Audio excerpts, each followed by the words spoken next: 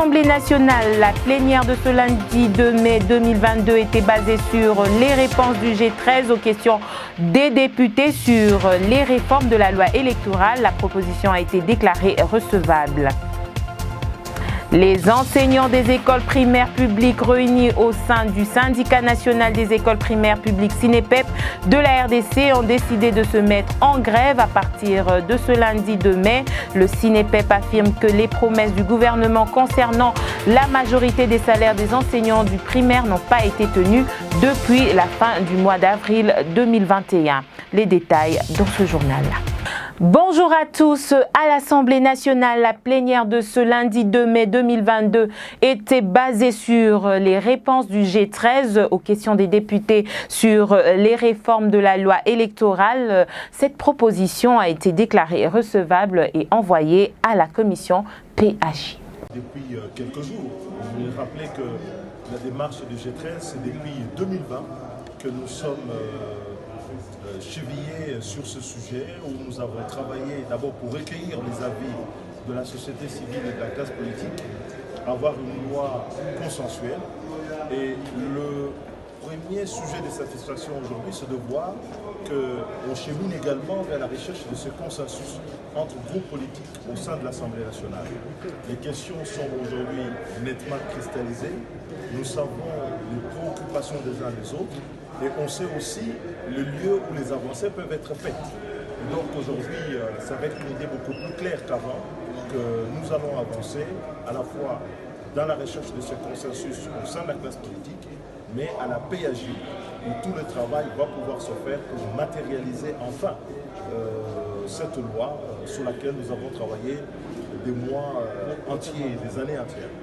Nous avons aussi noté la satisfaction, en tout cas l'hommage qui a été rendu à l'un de nôtres, qui était artisan de cette loi, celui qui, au sein du groupe, a beaucoup insisté pour que nous ayons ce livrable qu'a été la loi électorale. Je parlais de Henri Thomas Lobodo, à qui l'hommage a été rendu à la fois par les collègues, par le bureau, par le président, et c'est une très bonne chose. Et donc en son nom, on nous le touche parce que cette loi est baptisée loi Lobodo. Nous allons accomplir encore des efforts pour que lors de l'adoption définitive, parce que le combat est encore là. Autre chose, la Direction générale des impôts a réalisé 1,5 milliard de dollars de recettes fiscales le 29 avril 2022, un gain significatif pour la DGI en conjonction avec échéance du 30 avril de la même année s'élevant à presque 3 milliards de francs congolais, soit plus du triple de la montée réalisée au cours de la même période en 2021. Selon Mwakadi Mwamba Barnabé, directeur général des impôts, ce profit a été réalisé grâce au travail acharné et la stratégie de gestion mise en place par la direction qu'il dirige, ainsi qu'au travail d'équipe de tout le personnel qui veille à ce que les revenus d'impôts continuent d'augmenter.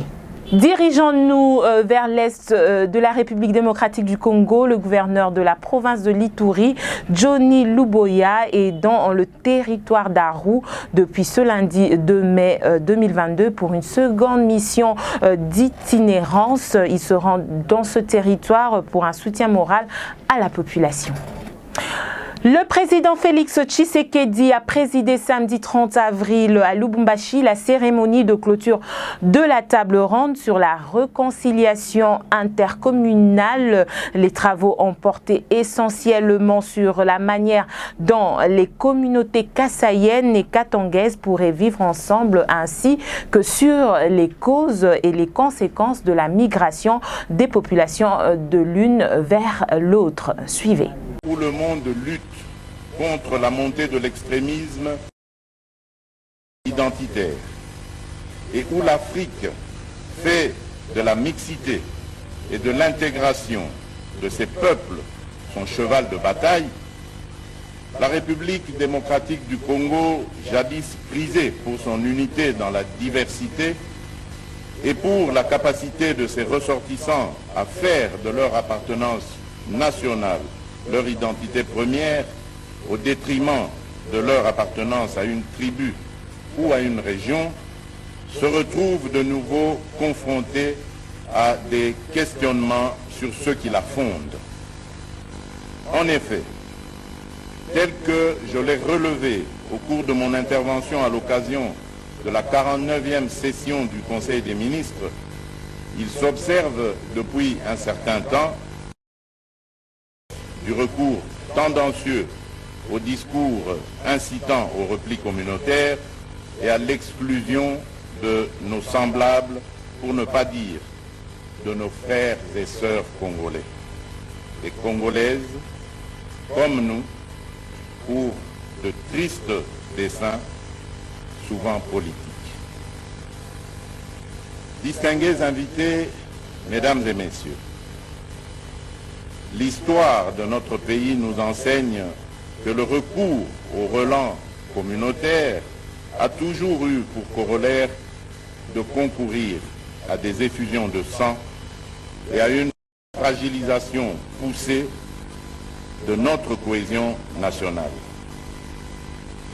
Débutant souvent par de menus conflits, par exemple territoriaux ou terriens, certains plongeant leurs racines dans les méandres de notre mémoire collective, ceux-ci débouchent malencontreusement sur des crises dont l'onde de choc n'épargne aucune ville et aucun Congolais.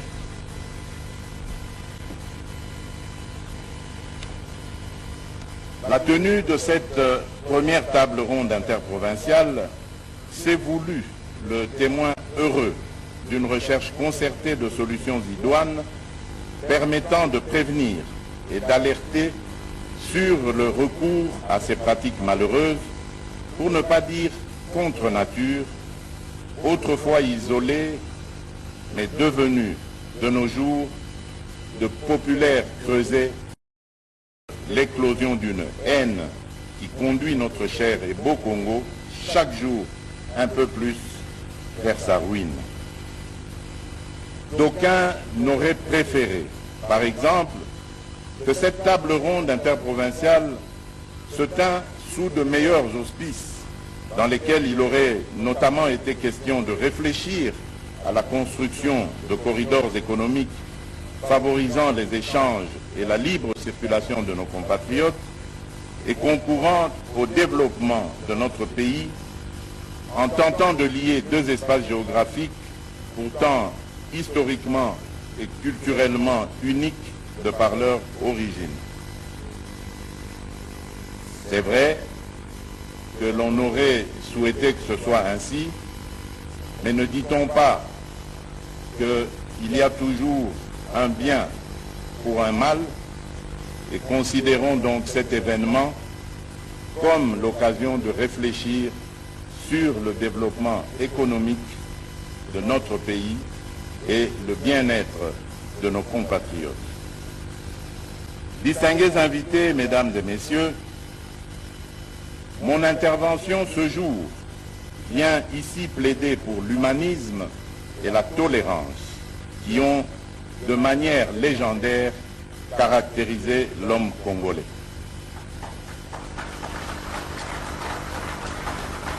Ce plaidoyer se veut en outre responsable dans la mesure où il invite chacun de nous au respect. À cette occasion, Jeannette Longo Mouswamba, gouverneure AI de la province du Kasaï oriental, en sa qualité de présidente de la synergie des gouverneurs du Grand Kasaï et rapporteur du bureau de conférence, a salué l'effort du président de la République. Elle a également exhorté tous les Congolais en général et les communautés de deux zones touchées en particulier à cultiver une culture de paix et de tolérance. Elle n'a pas également manqué à faire un compte-rendu à l'issue de cette table ronde.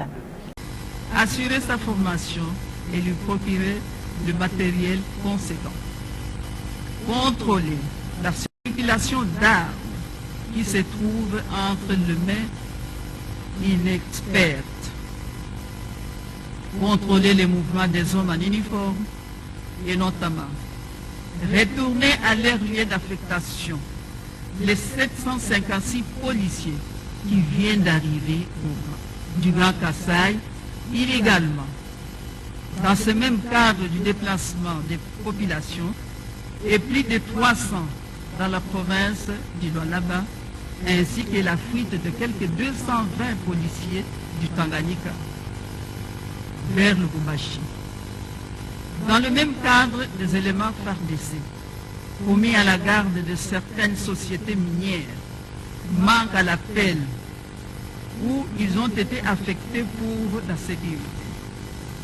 Surveiller les mouvements de policiers et de militaires, notamment les éléments FARDC, introuvables à l'appel ou lors des distributions de nourriture.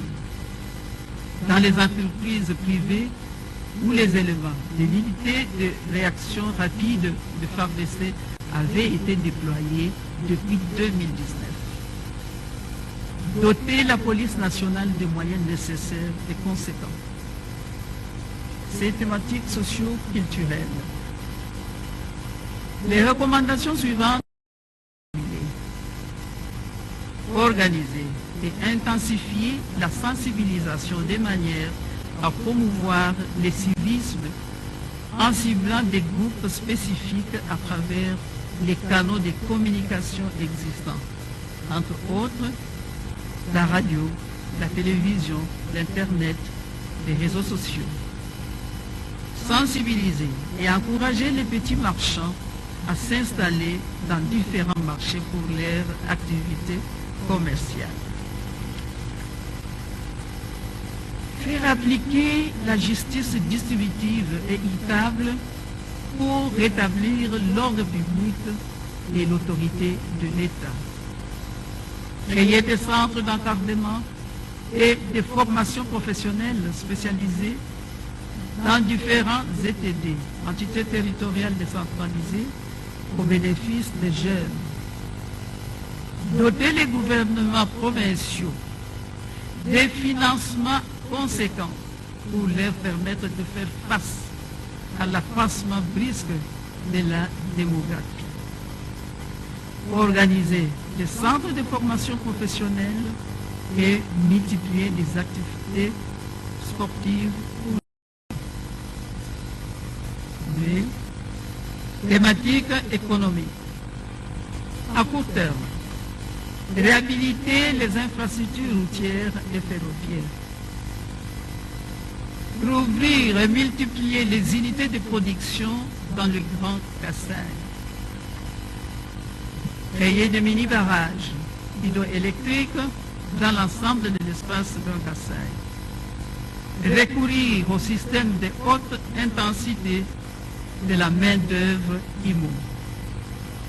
Assurer l'exploitation du sous-sol dans l'espace Grand Kassai pour une exploitation des minéraux méconnus des populations. Financer la construction, la réhabilitation et l'entretien des routes de dessert agricoles et des routes interprovinciales. Impliquer les paysans dans les cantonnages manuels. À moyen terme, réhabiliter les routes nationales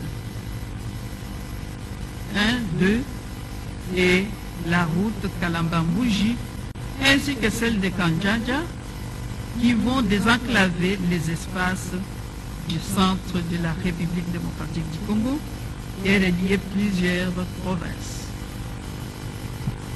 Encourager les initiatives locales dans le secteur de l'agriculture, de la pêche et de l'élevage en rendant disponibles des intrants. Orienter les exploitants artisanaux miniers dans des régions qui regorgent d'énormes potentialités non encore exploitées. Aider la population à accéder aux gisements existants pour une exploitation artisanale à travers la découverture. Développer des sociétés minières plus petites dans la région aux côtés de la MIBA. Mettre des moyens pour démarrer l'exploitation des gisements de cobalt et de cuivre, la cimenterie de Katanda et la réouverture de la brasserie de Lukelege dans le Kasaï oriental avec l'appui du gouvernement de la République. Promouvoir l'agriculture mécanisée ou semi-industrielle. Développer l'agroalimentaire. Introduire au budget national une provision suffisante pour financer le secteur de l'industrie et de l'élevage. Créer des structures d'encadrement de la jeunesse en vue de booster l'entrepreneuriat. À long terme, réhabiliter les centres hydroélectriques, relier les routes du Tanganyika, construire de nouveaux barrages hydroélectriques. Source de financement, la Caisse nationale de péréquation pour l'investissement dans le Grand Kasaï. Les fonds miniers pour les générations futures et des Grands Katanga à gérer les arrivées massives. Le budget du gouvernement central. Les audiences aux organisations invitées pour des consultations. Le bureau a reçu en consultation divers groupes le chef traditionnel du Grand Katanga, du Grand Kasaï, la Fondation katangaise, la communauté kassaïenne, la société civile du Grand Katanga, les autres communautés vivant au Katanga, les motards, les jeunes du Grand Kasaï, les personnes vivant avec handicap, les partis politiques du FCC, ceux de l'Union sacrée de la nation, les enfants en rupture de liens familiaux dans la rue. Continuons ce journal avec la signature vendredi 30 avril 2022 d'un accord sur la gestion commune du projet de fabrication des batteries électroniques entre la RDC et la Zambie. Avec la signature de cet accord, ces deux pays s'engagent notamment à mettre en place un cadre de gouvernance commun dénommé Conseil de la batterie de la Zambie et de la RDC. Retour en image de l'arrivée du chef de l'État Félix Tshisekedi en Zambie et la signature de l'accord. Kungushi, où le président de la République a été accueilli par son homologue zambien. Hakainde Hichilema et Félix Antoine Tshisekedi Tshilombo se sont par la suite entretenus en tête-à-tête avant de rejoindre la grande salle de conférence pour la cérémonie des signatures de l'accord de coopération entre les deux pays pour la mise en œuvre d'une chaîne de valeur des batteries électriques et des énergies renouvelables. Une initiative qui fait suite au DRC Africa Business Forum tenu à Kinshasa en novembre 2021 en présence des deux chefs d'État. Des discours ont ponctué cet événement, mais le temps fort de la cérémonie fut la signature de protocoles d'accord entre respectivement les ministres des Finances, des Mines, de l'Industrie de ces deux pays frontaliers détenant environ 70% des réserves mondiales de cobalt. Cette initiative transformatrice pour la sous-région de l'Afrique centrale et le reste du continent a été saluée par le président congolais, invité à prendre la parole. C'était un grand jour pour moi et pour l'Afrique parce que je souhaiterais que ce jour soit un jour précurseur pour la suite de la vie économique de notre continent. Que ce jour soit un exemple pour tous les pays d'Afrique, pour qu'ils comprennent qu'avec la création de la zone de libre-échange continentale, nous avons pris l'engagement devant nos peuples respectifs et devant l'histoire de nous mettre ensemble, de mettre ensemble nos énergies, nos intelligences, nos capacités pour pouvoir faire avancer l'Afrique dans le domaine économique. La même joie a été partagée par son homologue zambien qui a fait remarquer que ce projet ne constitue pas une menace pour d'autres pays, mais plutôt une opportunité pour le développement du continent. Un communiqué final des assises lu respectivement par le ministre congolais de l'Industrie en français et son homologue zambien en anglais a sanctionné ces assises. Les deux États conviennent notamment de mettre en place un cadre de gouvernance dénommé le Conseil de la batterie de la RDC et de la Zambie et s'engagent par ailleurs à identifier un site pilote pour l'érection d'une industrie de la chaîne de valeur de batterie devant abriter le projet en RDC, en Zambie ou à cheval entre les deux pays. Et d'un autre côté, les enseignants des écoles primaires publiques réunis au sein du syndicat national des écoles primaires publiques, SINEPEP de la RDC, ont décidé de se mettre en grève à partir de ce lundi 2 mai. Ils ont annoncé leur décision à la suite d'une assemblée générale à Kinshasa ce week-end. Le SINEPEP affirme que les promesses du gouvernement concernant la majorité du salaire des enseignants du primaire n'ont pas été tenues depuis la fin du mois d'avril 2021. La décision prise à l'issue de cette assemblée est lue ici par Ignace Mbala Keto, secrétaire général du SINEPEP. C'est l'enseignant du primaire. Je suis enseignant du primaire. Je m'élève et je défends mes droits. Si je parle, je meurs. Si je ne parle pas, je meurs. Et alors, je parle et je meurs. Nous, syndicat national des enseignants des écoles primaires publiques de la République démocratique du Congo, étions réunis en assemblée générale ce samedi 30 avril 2022. 2 points ont été inscrits à l'ordre du jour, à savoir l'évaluation des assises de Bibois par son addendum de Mbouela au mois de novembre 2021. 2. Débat et délibération de la base. S'agissant du premier point, le gouvernement avait signé les accords avec les banques syndicales, des syndicats des enseignants de l'EPST, d'appliquer le 2e et le 3e palier au mois d'avril 2022, payer toutes les nouvelles unités et tous les non payés sur toute l'étendue du territoire national. Nous tenons à féliciter le chef de l'État, Félix Antoine Tshisekedi Tshilombo, par sa mise en œuvre de la gratuité en République démocratique du Congo, tel étant son cheval de bataille. Vu le non-respect des accords du gouvernement vis-à-vis des enseignants, après débat et délibération, la base décide ce qui suit. 1. Dès ce lundi 2 mai 2022, l'arrêt des activités scolaires dans tous les établissements du primaire public sur toute l'étendue du territoire national jusqu'à nouvel ordre. 2. Aux parents de garder leurs enfants à la maison pour leur sécurité. Nous demandons à tous les camarades enseignants et aux autorités politico-administratives d'observer ces mots d'ordre et de ne pas intimider les enseignants. Fait à Kinshasa le 30 avril 2022, Ignace Mbala Keto, secrétaire national. Bravo. Bravo.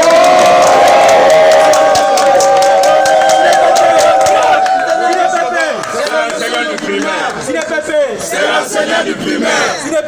Je suis enseignant du primaire. Je m'élève et je défends mes droits.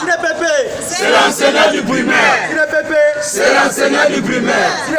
Je suis enseignant du primaire. Je m'élève et je défends mes droits. Voilà.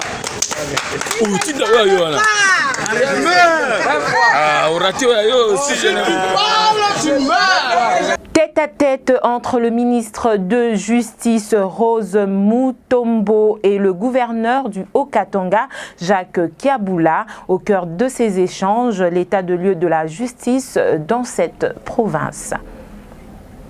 Les deux personnalités ont au cours de leurs échanges évalué le fonctionnement de la justice dans le Haut-Katanga. La ministre d'État et ministre de la Justice, Rose Mutombo, a sollicité l'implication du gouverneur Jacques Kiaboula dans la modernisation des infrastructures pénitentiaires à travers la province. Oui, puisque j'avais un souci d'échanger avec son Excellence, Monsieur le gouverneur, sur la situation de la justice dans sa province.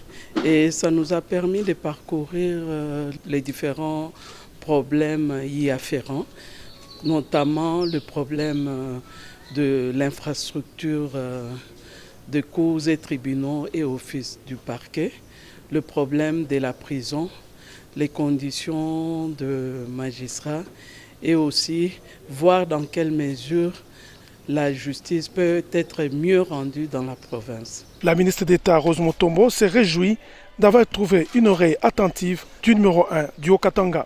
En tout cas, il a été très ouvert par rapport aux différents points abordés et il a promis qu'incessamment, il y aura quand même un changement, surtout par rapport à l'infrastructure, par rapport à la prison de Kassapa, qui nécessite une réhabilitation et cela peut permettre à ce que les détenus soient dans de bonnes conditions. C'est la deuxième fois que les deux personnalités se rencontrent pour parler de l'amélioration des conditions de vie dans les prisons du Haut-Katanga. La question préoccupe au plus haut point le chef de l'État, Félix-Antoine Tshisekedi Tshilombo, qui veut faire des prisons du Congo démocratique des véritables centres de rééducation pour les personnes en conflit avec la loi avant leur insertion sociale.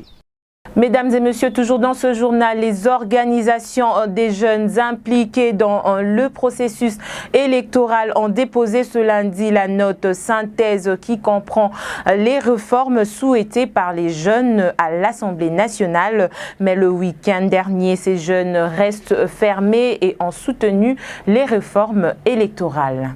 L'électoral en RDC réitère son soutien aux réformes électorales amorcées en RDC. Pour ces organisations, tout doit être mis en œuvre pour des élections libres, inclusives et transparentes. Nous, organisations des jeunes impliqués sur les questions des réformes électorales, réunis au siège du Conseil national de la jeunesse, exigeons dans la loi électorale sous examen les réformes ci-après. La suppression du seuil électoral, l'instauration des systèmes de quotas ou des sièges réservés aux jeunes dans la circonscription électorale applique des sièges. La réduction du taux de frais de dépôt de candidature pour les jeunes, femmes et personnes vivant avec handicap au moins du taux en vigueur. Les maintien du système électoral de la proportionnelle qui est favorable aux jeunes. L'interdiction du cumul des candidatures du même degré à des scrutins ou plus des mandats électifs. L'interdiction de porter comme suppléant les descendants ou ascendants du candidat. Tenant compte de l'examen de la loi électorale à l'Assemblée nationale, ces organisations entendent déposer la note synthèse de leurs propositions de réforme électorale. Sur ce, nous invitons tous les leaders de jeunes, ce lundi 2 mai 2022 à 9h, à l'Assemblée nationale pour le dépôt de la note synthèse qui comprend toutes les réformes souhaitées par les jeunes pour une participation qualitative et quantitative au processus électoral. La campagne de la participation de la jeunesse au processus électoral, initiée par les CNJ, est appuyée par le JCC dans le cadre du projet Tufaulu Pamoja et l'Institut républicain international pour faciliter les jeunes à obtenir des postes décisionnels.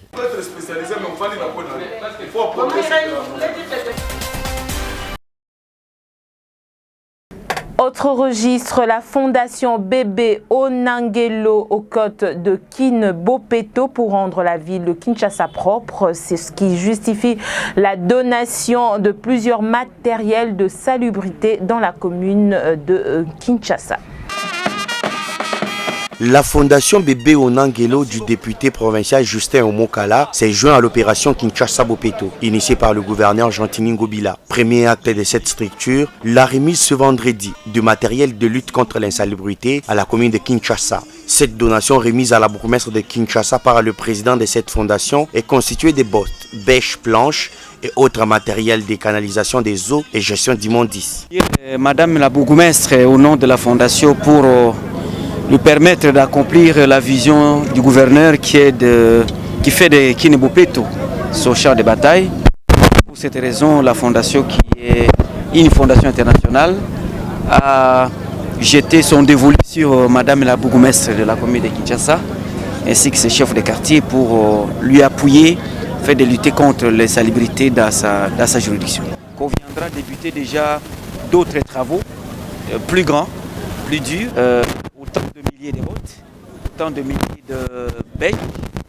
On a remis peu d'argent pour permettre à Madame la bourgmestre de bien prendre en charge ces gens, tout en disant que c'est peu et que nous allons faire plus que ce que nous venons de faire à ce jour. Pour sa part, la bourgmestre de la commune de Kinshasa a remercié cette fondation pour les gestes posés en faveur de sa population. C'est la première fois d'ailleurs. Et cette première fois, c'est la fondation Bébé Onangelo. Je ne peux qu'au nom de tous les habitants de la commune de Kinshasa et de tout le personnel administratif de la maison communale, lui dire merci du fond de mon cœur et lui promettre que nous allons en faire bon usage et que c'est un agréable, un grand coup de pouce que lui-même ne peut imaginer. La fondation Bébé Onangelo entend par ses initiatives redorer l'image de la commune de Kinshasa.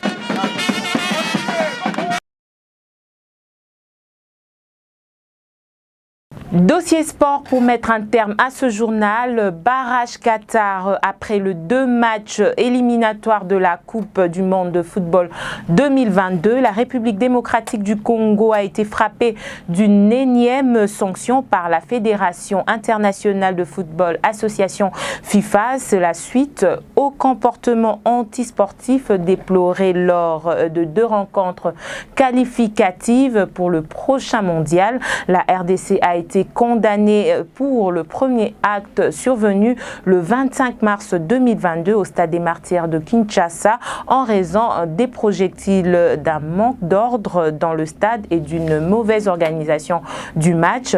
En conséquence, le pays risque une amende de 120 000 francs suisses pour avoir organisé un match à huis clos pour une équipe de football professionnelle, et une autre amende de 5 000 francs suisses devra aussi être payée suite au comportement des supporters congolais ayant eu lieu le 29 mars 2022 au complexe sportif Mohamed V de Casablanca. Au Maroc, les Léopards ont été battus 4-1 par les Lions de l'Atlas à Casablanca, 48 ans après leur dernière apparition en phase de finale de la Coupe du Monde. Voilà, très chers téléspectateurs, nous voici donc arrivés à la fin de cette édition d'information. Merci à l'équipe technique Thierry Batondoko, Sabi Moulamba, Doris Kabemba, ainsi qu'à notre chef d'édition Jeps Mouchia. À très bientôt.